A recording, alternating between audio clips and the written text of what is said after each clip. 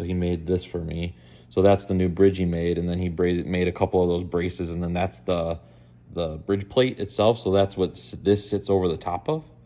But yeah, it's pretty cool. He made all that for us, and then yeah. So anyway, so the way it sat when we got it, we replaced our bridge. So we had a wood bridge made for it. It had a plastic one, which from the factory were always horrible. Mm-hmm. When they drilled the holes for that plastic bridge, they like broke the bridge plate, which had already, so it's been broken its whole life.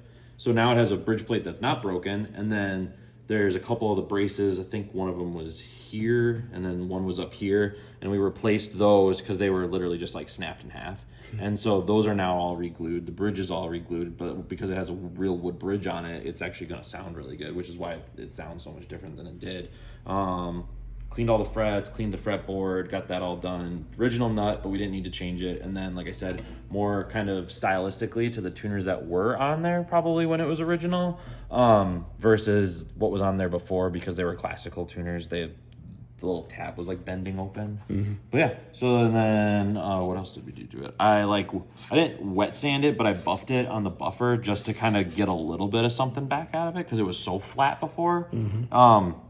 But yeah, it's like impossible to get this look anymore. Yeah, because it's not. Yeah. I mean, most of it's gone. Yeah, but it's all still there. It's just that like this is coloring underneath the finish.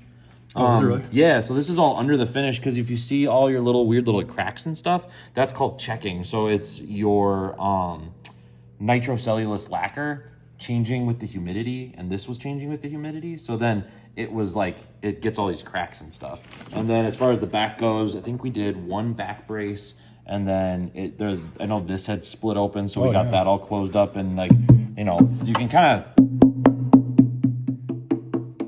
it's got a.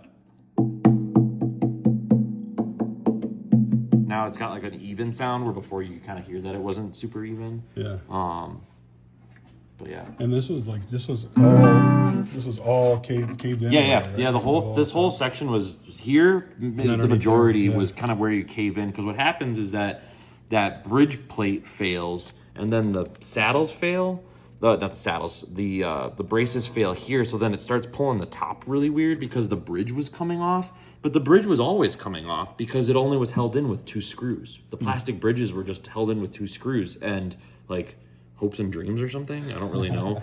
But yeah, so then the idea there is that it's a fully glued bridge, and so then it won't yank the top, which then it won't pull all those braces off, because those braces were coming off because the top is getting pulled and all wacky because that plastic bridge was destroying it. There was a gap at the bottom of it here. Yeah. Well, and the whole bridge when we pulled it off was like this. It was like a smiley face. It was so warped. But like from all the guys that I learned from talking to them about that, they're like, oh yeah, that was like the silliest thing Gibson had ever did was like, because the technology was new at the time. The plastic thing was like, it was like, well, it's got a plastic bridge, and people were like, sick, but it's not helpful. Like, it's really not how a guitar is supposed to be. Like, now it's in tune.